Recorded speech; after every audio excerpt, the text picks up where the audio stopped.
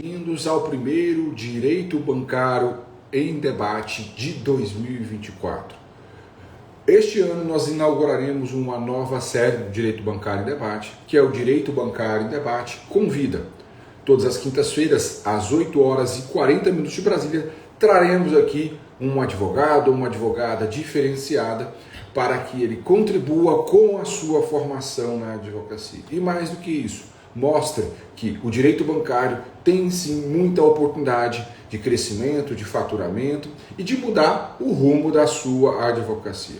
E o melhor de tudo, advogar no direito bancário é transformar vidas. Com a sua atuação diferenciada no direito bancário, com certeza você vai modificar a vida de muitas pessoas aí fora que sofrem abusos pelas práticas dos bancos. E na primeira aula de hoje, no nosso primeiro DVD, nós traremos aqui um advogado diferenciado, Dr. Flávio. Vocês vão perceber aqui que em pouco tempo ele conseguiu alavancar a carreira dele e transformar vidas por aí. Deixa eu só ver se o Flávio já chegou por aqui para a gente convidá-lo. Enquanto isso, quero dar bom dia a você que está entrando aqui conosco, vendo aqui, querido alunos, né? Hélio, Mari Chaves, Lorena Raeli, Rafael Miranda, muita gente boa por aqui. Então, sejam bem-vindos. E você que chegou agora, pega o aviãozinho aqui e compartilha com seu amigo, sua amiga advogada que precisa saber sobre esse assunto. O que nós vamos falar hoje aqui sobre a pauta principal é juros remuneratórios. Tem sido aí um assunto muito quente da atualidade da jurisprudência, porque os tribunais eles têm uma jurisprudência defensiva, então você precisa saber atuar nessa temática de juros remuneratórios, porque ainda existe sim muito espaço para se atuar no direito bancário na parte de revisão de juros. Bom dia, doutora Débora Pedrice, muito bacana ter vocês por aqui. Deixa eu ver se o Flávio, doutora Lina, Flávio já está por aqui, Flávio Santos.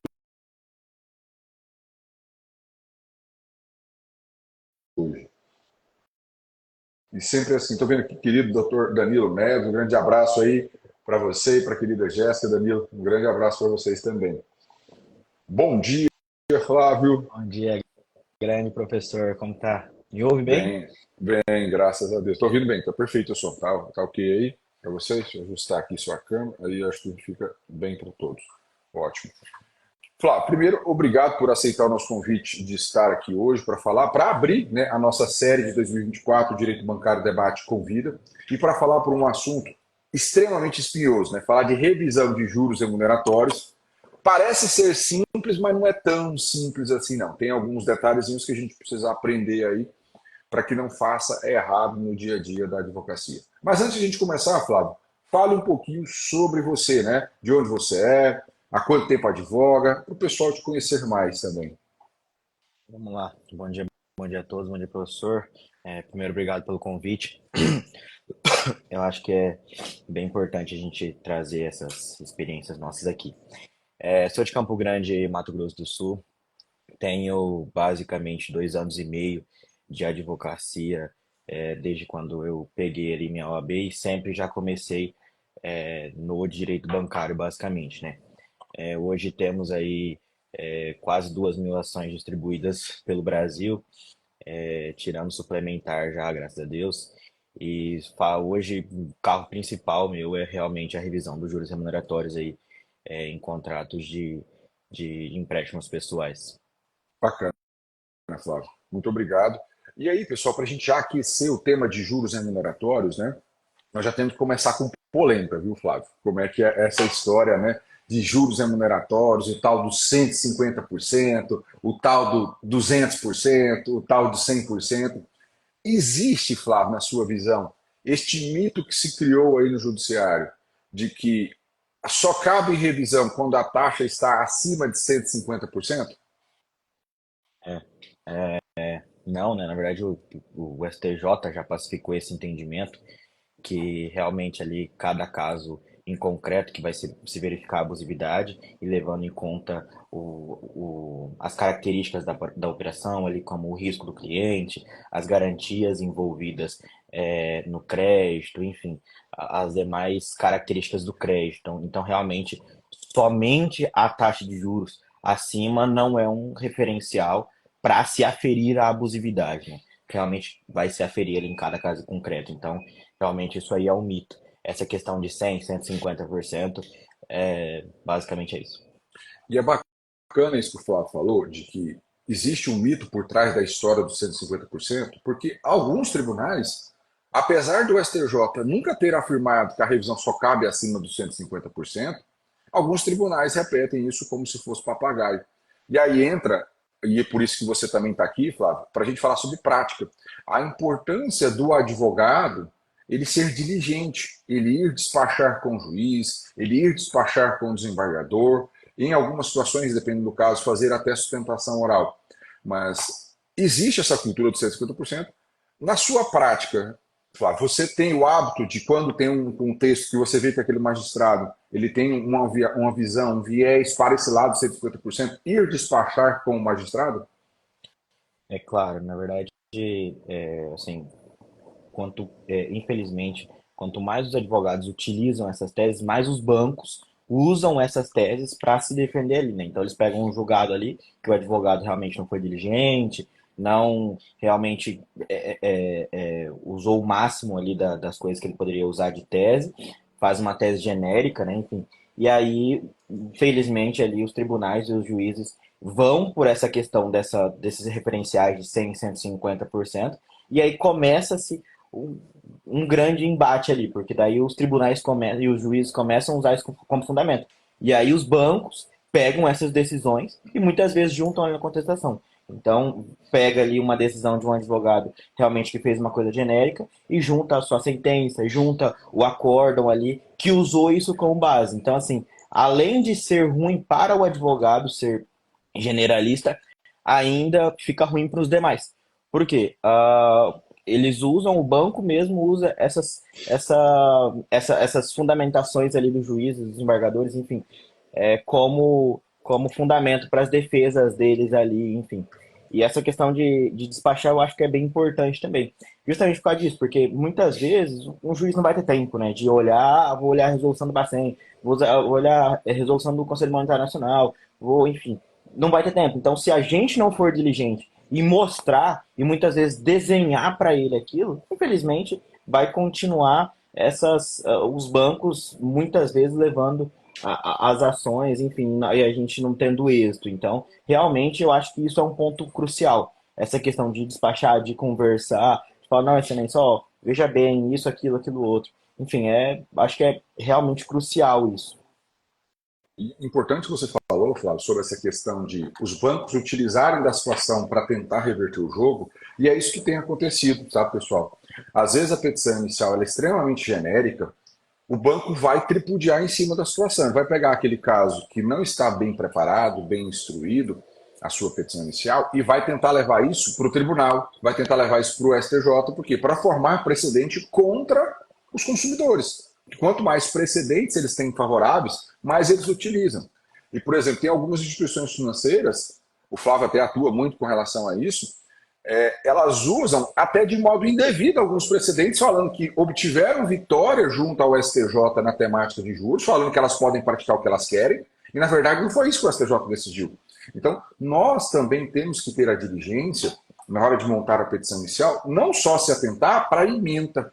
É um perigo muito grande que existe. Pegar, não só transcreve a ementa do julgado e pronto, acabou. Não. É importante, nesses casos de juros remuneratórios, também observar o voto vencedor, pelo menos. Para que veja ali qual que é a essência, qual que é o fundamento que o desembargador trouxe, ou o ministro do STJ trouxe, para que você ali combata de melhor forma aquela falácia, aquela mentira que às vezes o outro lado conta.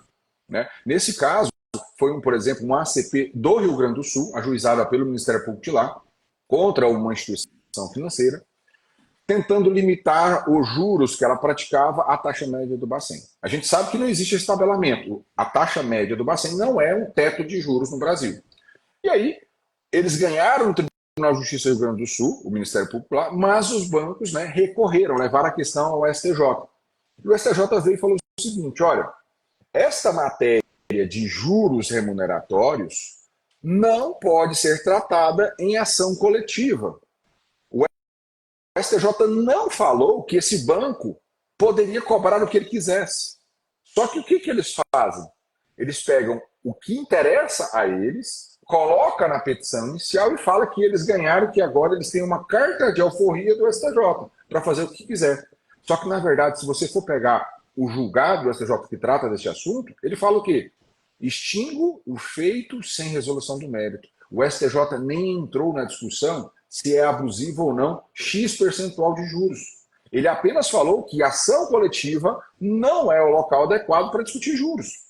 E o banco do outro lado vai lá e fala o seguinte: opa, vou pegar o que interessa, vou colocar ali. E aí do outro lado, se o autor não tem um advogado, uma advogada diferenciada, que saiba o que está falando, eles vão tomar uma rasteira do banco diante desse julgado. O STJ está julgando assim. E muitas vezes os próprios tribunais nem conhecem esse julgado a fundo. Então, aqui cabe esse papel de você, advogado, e como o Flávio falou, ir lá despachar com o juiz.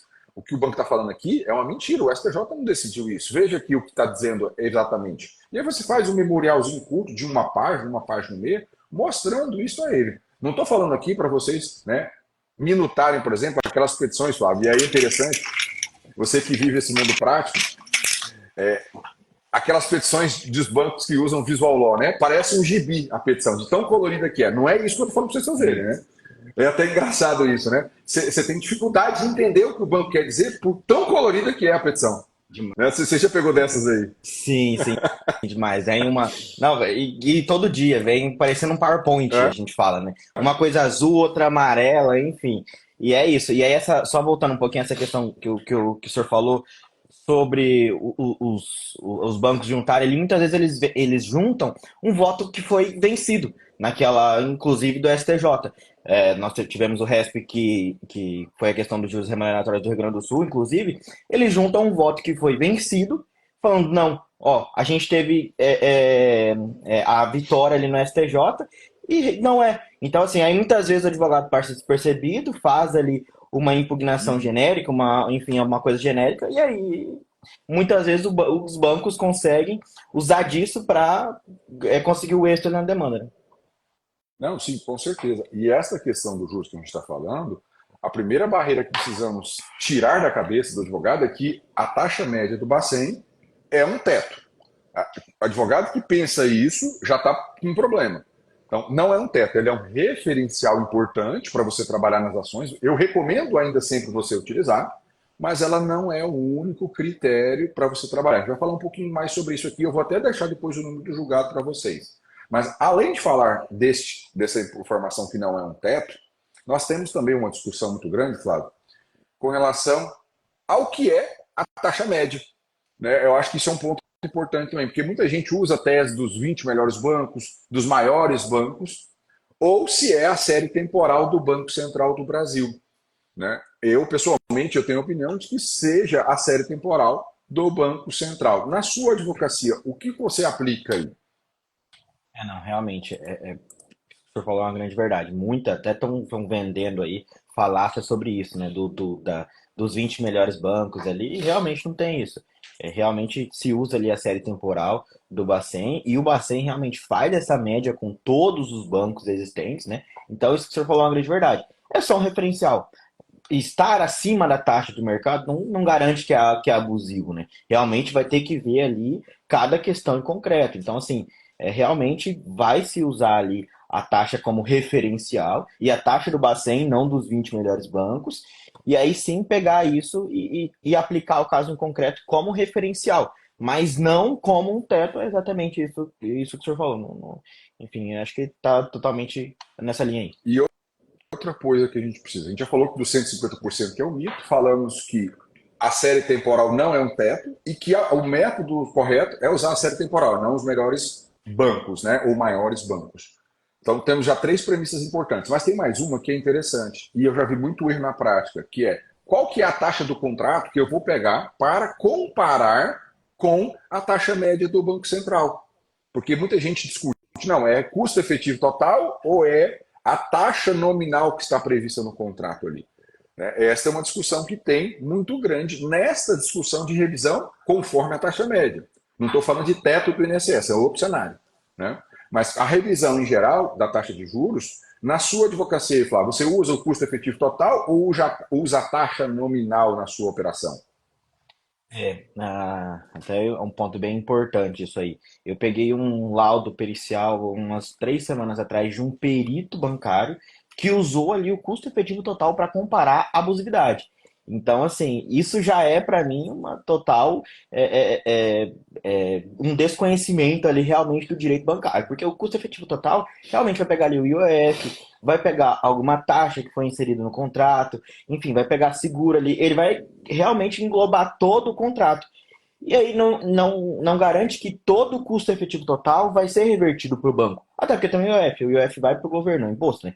Então, assim, realmente nós usamos aqui a taxa nominal e acredito que, até porque a taxa nominal é o que é realmente o lucro bancário, né? Então não há que se falar em custo efetivo total para se aferir uma eventual abusividade ali. Realmente acredito que vai ser a taxa nominal, porque é o que realmente vai diretamente para o banco, né?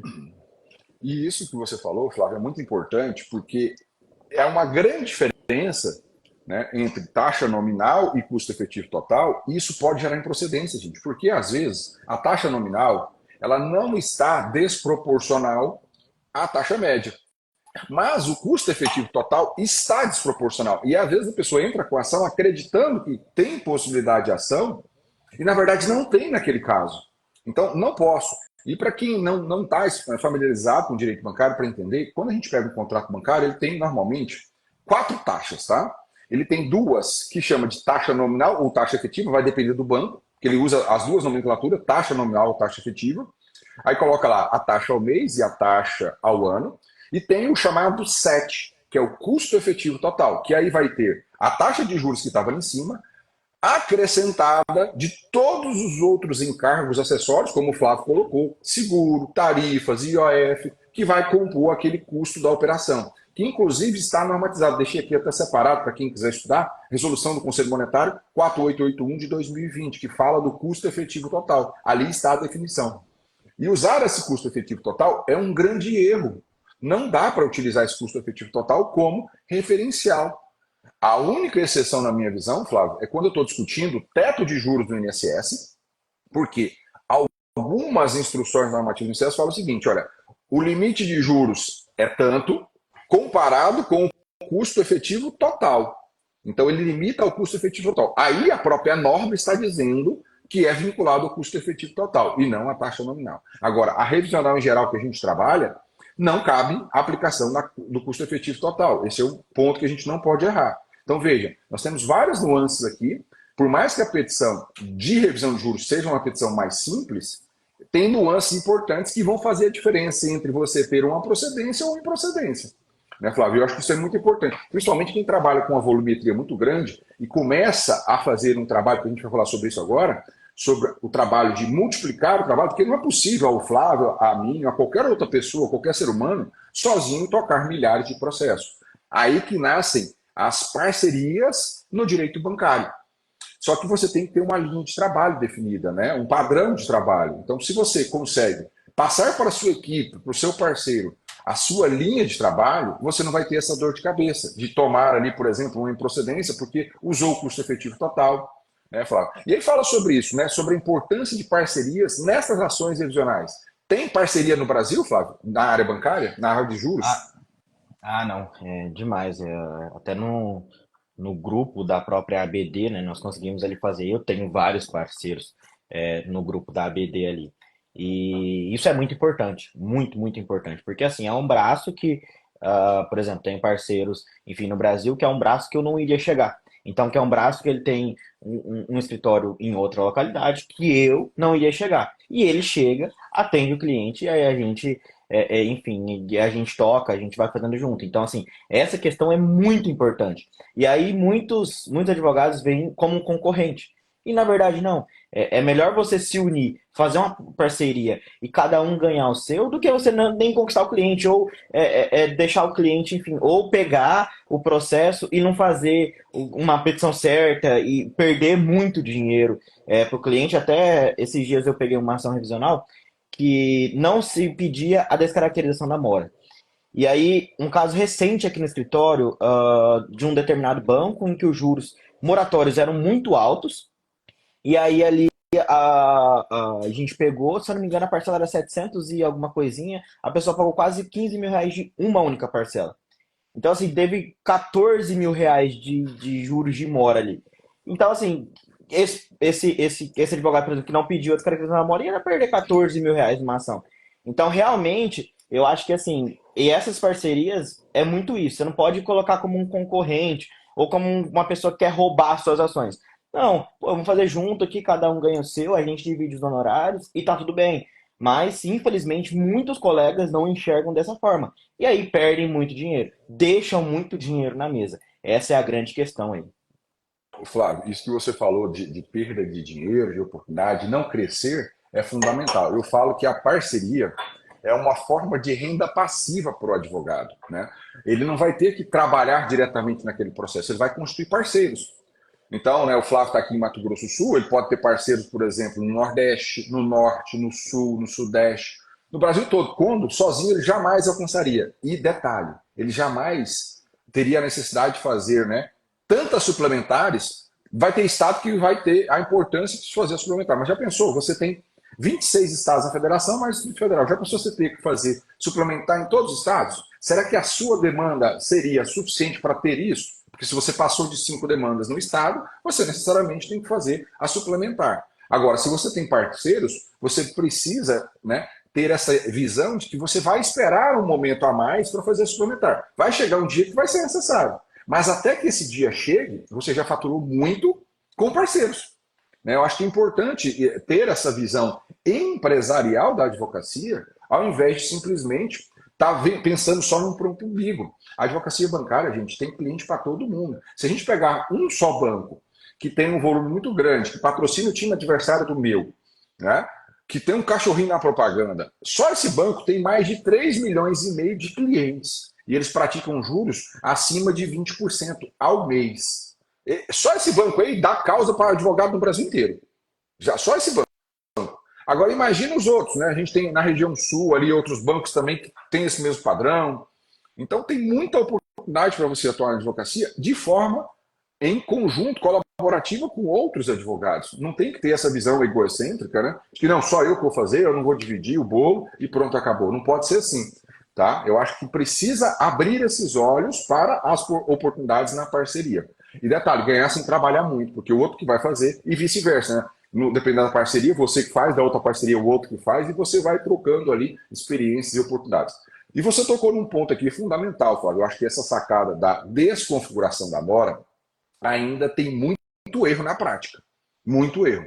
A pessoa entra com a ação revisional, pedindo a abusividade dos juros. Né? Hoje nós estamos limitando a discussão dos juros aqui, mas vamos falar sobre outros encargos nas próximas lives. Mas dos juros, a pessoa não pedir a desconfiguração da mora é um grande erro que vai prejudicar demais o cliente. A pessoa acha que é só pedir a revisão dos juros que resolveu o problema. Não. Todas as vezes, necessariamente que você pedir a revisão dos juros, você tem que pedir a desconfiguração da mora. E no juiz não pode dar de ofício, gente. Isso que o Flávio está falando é importante. Veja, você ganhou a ação, mas perdeu na prática. Por quê? Revisou os juros, mas não desconfigurou a mora. Então, aquelas prestações que foram pagas com atraso, todas vão ter encargos moratórios. Olha o problema que você gera para o seu cliente. Ele acha que saiu vitorioso, porque tem uma sentença falando que é procedente o pedido. Na hora que vai fazer as contas, ferrou a vida do cliente. Exato. Né? E isso acontece, né, Flávio? Não, e muitas vezes se torna um grande problema, porque daí o banco começa a executar o cliente. Então, assim, a gente entrou com o processo ali, não pediu a descaracterização da mora, desconfiguração da mora, juiz julgou procedente, realmente diminuiu os juros, aí fez o cálculo, o cliente deixou de pagar algumas parcelas, enfim, aí faz o cálculo, na hora que for na prática, o banco ainda vai executar seu cliente. Então, assim, você ainda fica muito manchado pro seu cliente, né? Fala, pô, eu te contratei para entrar com uma ação contra o banco. Você entrou, ganhou, mas não ficava devendo? Como que funciona isso? E o cliente não vai entender. Não vai entender essas minúcias, né? Mas ele quer resultado. O cliente quer resultado. Então, assim, ele vai falar, pô, meu advogado entrou, ganhou a ação, mas no final saiu perdendo. Como que funciona isso? Infelizmente, você vai perder um cliente. E acho que o senhor fala muito isso. O cliente bancário é um cliente que de várias ações, né? Então, um cliente, eu atendo vários clientes por dia aqui. E, por exemplo, hoje eu pego cliente que tem 4 empréstimos ali pessoais, que dá 4, 5 ações por cliente, de instituições financeiras diferentes. Aí, se você pega faz isso, realmente a pessoa nunca mais vai entrar em contato com você, vai te falar mal de você, para outros, enfim, isso é bem complicado. E isso muitas vezes porque você não quis fazer parceria, porque não quis estudar, porque não quis ir atrás, e aí é difícil. Não, isso é importante, né? A advocacia bancária, mesmo tratando só de juros, é uma advocacia, um cliente, múltiplas ações. Só que também, como você falou, Flávio, explicar isso para o cliente de que ele ganhou, mas perdeu, é algo que não tem como explicar. Eu não consigo ver chance de explicação. Na verdade, você perdeu esse cliente e perdeu também indicação. Eu ainda vejo com muito bons olhos o trabalho de excelência do advogado como uma grande porta de entrada, como um cartão de visita para outros clientes. Né? Falar, você tem, por exemplo, um cliente ali que você atendeu. Você ganhou a ação dele de revisão de juros remuneratórios. Normalmente, esse cliente tem amigos que estão em situação análoga e ele te indica para outros. Então, a indicação ainda funciona. Não ignore esse canal. Não fique achando que é só o digital que vai resolver o seu problema. Não é só aquele cliente. Não. As indicações são fundamentais para você ter ali sucesso na sua advocacia. E o boca a boca cresce muito isso, né, Flávio? De um cliente indicar outro e aí vai crescendo o volume do seu escritório.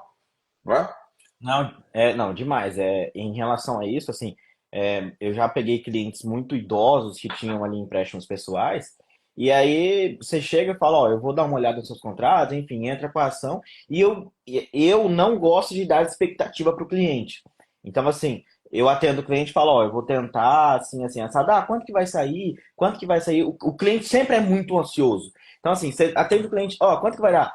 Depois, ó, quanto que vai dar? E aí, chega na hora de pagar, pô, paga o cliente. Teve um cliente nosso que recebeu quase R$ 200 mil de restituição. É um cara, assim, que mudou a vida dele. Entendeu? Então, é um cara que vai me indicar pro resto da vida dele. Assim como teve outro que recebeu 10. Só que eu não prometi nada. Isso eu acho que é muito importante também. Essa questão de prometer. Então, se você fala, ó, vai sair aqui 20, eu acredito que vai sair aqui R$ 20 mil, a pessoa fica com aquele valor na cabeça. Aí, se sai a menos, ela fala, não, então ele tá me roubando. Porque ele falou que iria sair X valor. E não saiu esse X valor. Então, realmente, tem que tomar muito cuidado com isso, essa questão também de passar uma expectativa para o cliente. Eu nunca gosto de fazer isso por conta disso, porque eu prefiro não passar uma expectativa, deixar o cliente ali, e aí depois, na hora que receber, ele vai se surpreender muito mais do que eu falar um valor e, enfim, acho que é isso. Flávio, ó, esse ponto, essa sacada vai a live inteira, né? Essa questão de prática, gente, é importante mais. Por quê? Eu já vi muita gente assim, Flávio, de chegar às vezes lá na defensoria reclamando do advogado, falar, olha, aqui não é o local para você reclamar do advogado, né? Na OAB e tudo mais. Mas às vezes a pessoa chega com essa sensação, você definiu muito perfeito. Você ganhou a ação, entregou o lucro para ela, mas como ela tinha na cabeça aquele valor X, ela acha que tudo a menos que aquilo é o advogado que tomou. É muito estranho isso, né? Infelizmente. Então, quando você tem essa estratégia de falar, olha, eu vou entrar com a ação, vou buscar o melhor resultado possível, mas você não gera aquele gatilho e da expectativa de que ela vai ter o valor exato ali, você acaba com essa possibilidade. Você não tem essa desconfiança de que a pessoa foi lesada por um advogado. Isso é muito ruim, né, Flávio? Porque às vezes a pessoa vai acabar representando o advogado indevidamente na OAB. Vai dar arquivamento? Vai, mas é desgastante para você, advogado, ficar recebendo, né, notificação do Tribunal de Ética. Não é bacana isso para ninguém. Então, se você trabalha com essa dica prática do Flávio aqui, você vai acabar com esse problema. Não vai ter dor de cabeça. Né? Então, é um ponto fundamental também. E na desconfiguração da mora, que o Flávio estava falando, é muito importante com relação até mesmo às execuções que o Flávio falou. Alguns bancos têm utilizado a estratégia seguinte, olha, você entra com a revisional. A pessoa normalmente não tem condições de pagar as prestações, nem um incontroverso. Ela espera o que vai dar lá no final do encontro de contas, na liquidação. Nesse intervalo, o que o banco está fazendo? Execução do contrato contra aquilo ali. Só que você tem que encarar aquele limão como uma limonada. É mais uma fonte de honorários para você, advogado, porque você pode embargar a execução, alegando abusividade nos juros, porque dentro dos embargos você pode trabalhar com isso, e aí você ganhar os embargos tendo a sucumbência ali naquela história. Então, eu vejo na revisão dos juros duas oportunidades. Você como advogado no polo ativo e você como advogado na defesa do executado, e aí promovendo os embargos da execução. Você tem aí também casos de embargos, Flávio? Tem aparecido oportunidades nesse caso? Tem sim, isso aí é realmente bem importante, igual o senhor falou. as instituições muitas vezes não executam o cliente, fica só cobrando, e aí a hora que o cliente entra com uma revisional, ela vai lá, isso acontece, está acontecendo bastante aqui no escritório. É, dias depois entra com uma ação de execução. E aí, assim, vem o cliente com, mas você isso, você aquilo. Então, assim, isso também você tem que saber trabalhar muito com o cliente. Porque o cliente vai falar, nossa, mas você não me falou que poderia fazer isso, mas isso, mais aquilo, mas infelizmente é um direito do banco. E aí a gente já pega isso, já usa ali, porque assim, muitas vezes a gente entra com a revisional e depois ele entra com a execução do próprio contrato que está sendo revisado, né? E aí entramos com embargos também e também gera sucumbência. Então, assim, e aí demora um pouco mais, dá um pouco de trabalho mais, mas assim, e aí você aumenta mais ainda sua credibilidade com o cliente. Fala, ó, a gente ganhou uma execução, o banco está te executando, a gente ganhou uma execução e ainda ganhou aqui uma restituição para vocês de tantos reais. Isso gera mais ainda credibilidade e confiança entre advogado e cliente ali, porque o cliente vai ficar ainda mais contente com o seu trabalho. Sim, não, é importante mais ter essa visão de oportunidades na advocacia, porque você ganha dos dois lados, tanto na ação quanto na execução. Isso é fundamental. E para a gente aí já ir caminhando, porque é óbvio, né? Todo mundo tem que ter o dia a dia de trabalho, não quero também ocupar a manhã toda do Flávio. Com relação à revisão dos juros, para a gente fechar, a gente dá aquela dica matadora. Porque a gente está falando desde o começo aqui que não adianta falar só de taxa média, taxa média, taxa média. Mas aí o STJ vem e fala, peraí, a taxa média é um referencial importante, mas ela não é o único critério. E aí tem um problema, gente. Se você está entrando com o revisional somente com a taxa média, sabe o que o STJ está fazendo? Ele está anulando o julgamento desses casos. Ele está anulando, volta lá para a origem para discutir isso. Então você precisa necessariamente trazer outras teses. Eu até anotei o número do julgado aqui, Flávio, para compartilhar com o pessoal. Eu peguei um dos últimos julgados sobre o assunto, que é o agravo interno no RESP, número 2.417.739. 2.417.739 do Rio Grande do Sul. Nesse julgado, o STJ vem e fala o seguinte, tá? Admite-se a revisão da taxa de juros remuneratórios excepcionalmente, quando ficar caracterizada em relação de consumo e for demonstrada uma abusividade, diante das particularidades do caso concreto. Como você mencionou, Flávio. Agora vem no item 5. O fato da taxa contratada estar acima da taxa média, por si só não configura abusividade, devendo ser observado a limitação dos juros como fatores do custo de operação e recursos, o spread da operação, a análise de risco do crédito do contratante. Então, veja, ela traz pelo menos 3 elementos aqui que o advogado tem que trabalhar na inicial dele. Mas espera aí, você, advogado, consegue provar esses elementos? Eu não consigo. Você consegue, Flávio, provar o custo de captação, o spread, alguma coisa assim na prática? Não. Então, como é que o advogado tem... Pode falar, Flávio. Na verdade, inclusive aqui no escritório, os bancos realmente estão fazendo RESP em todos os casos.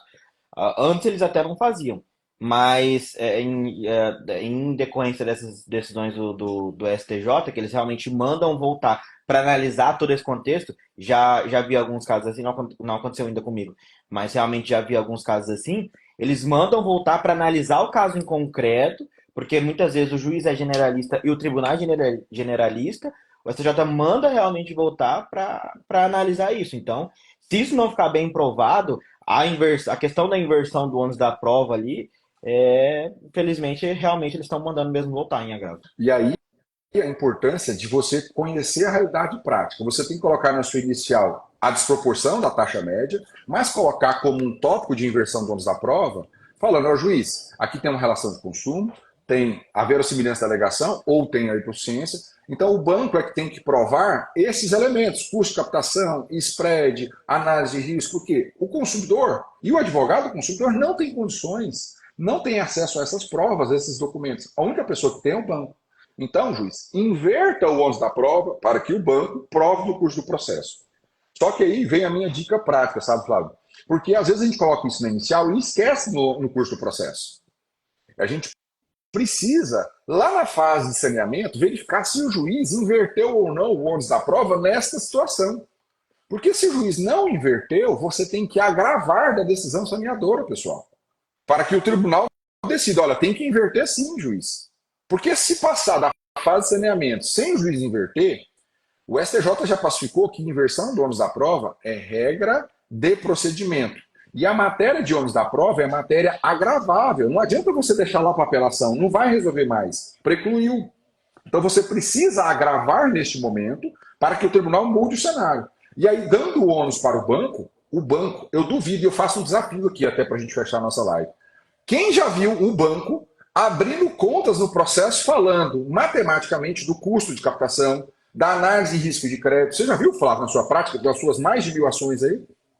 Não, não vi. E só voltando um pontinho aí sobre o que o senhor falou do agravo, muitos casos nossos em que o que nós pedimos ali já na petição inicial a inversão do ônus da prova e o juiz já no despacho inicial ele já inverte por conta de ser uma relação consumerista, enfim, os bancos estão agravando.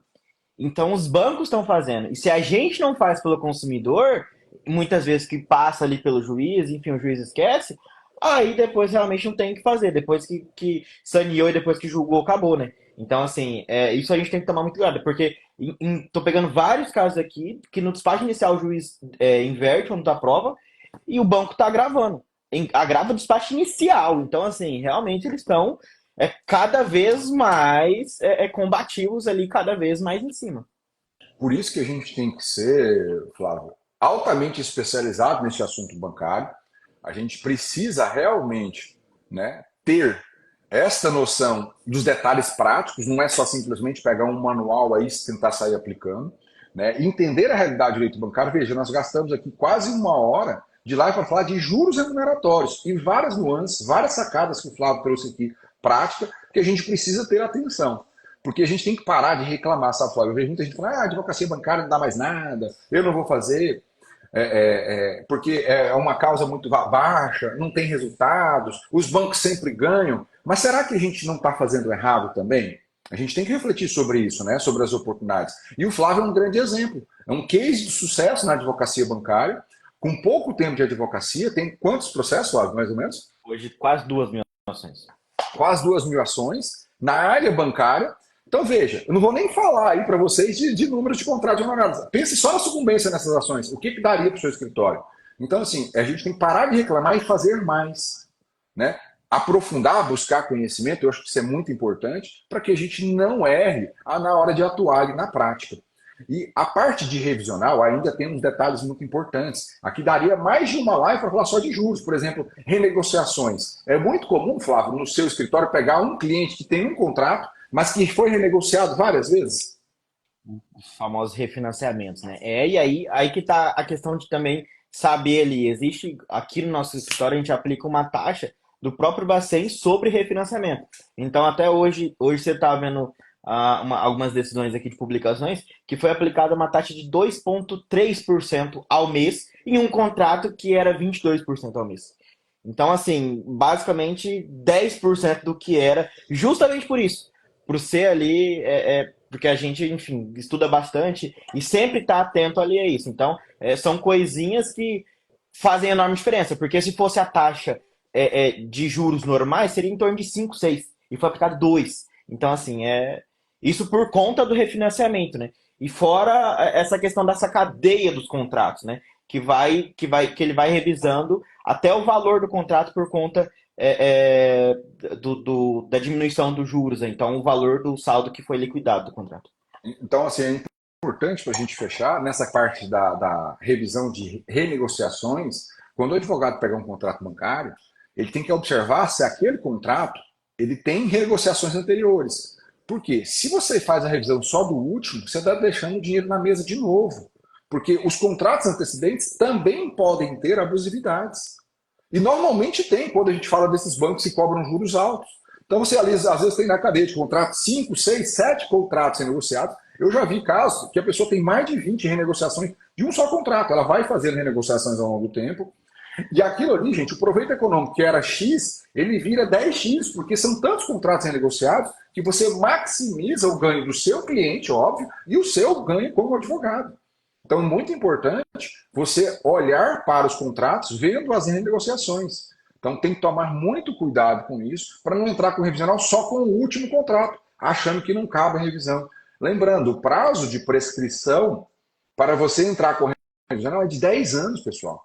contadas assinaturas de contrato. Veja você voltando no tempo 10 anos. Quantas oportunidades passaram sem você ter entrado com esta revisional?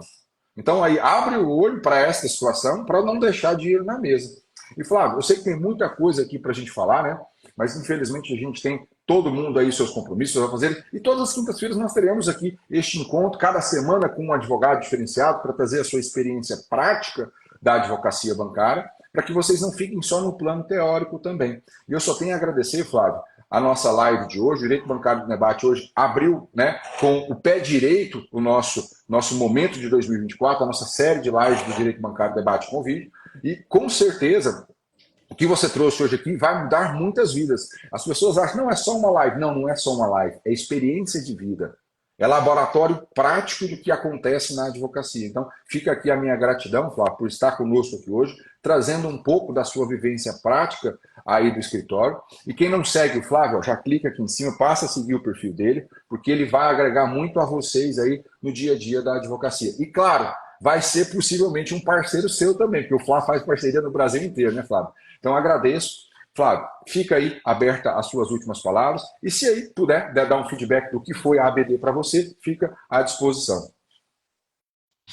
Vamos lá, eu que agradeço, é sempre muito bom estar aqui, sempre muito bom debater. Isso a gente também aprende muito com essas questões, né? Isso também serve para nós também. Agradeço a oportunidade, sempre que o senhor está de portas abertas para nós. E sobre a ABD, realmente foi um curso para mim que, já te falei isso e falo todas as vezes, um divisor de águas na minha advocacia. Faturando 6 dígitos ao ano, poxa, eu tenho 23 anos, então assim, realmente para mim foi uma diferença extraordinária, né? E quantas parcerias realmente, faço parceria no Brasil inteiro e pode chamar a gente que a gente está à disposição e mais uma vez agradeço. E já está rolando pedido de parceria, o pessoal está falando que mandou e-mail para ti. Você veja, live é network, tá, gente? Então, você que não está participando das lives, participe, porque live também é network. Flávio, muito obrigado. A todos vocês que estiveram conosco aqui, muito obrigado. E na próxima quinta teremos o Direito Bancário em Debate. E hoje à noite nós teremos também uma live com o professor Diego sobre RCC, um produto novo no mercado, que tem dado aí muito espaço para a atuação do advogado e da advogada. Encontro vocês hoje à noite e uma excelente semana a todos vocês. Flávio, muito obrigado, gratidão aí a você. Fique com Deus. Obrigado. Tchau, tchau.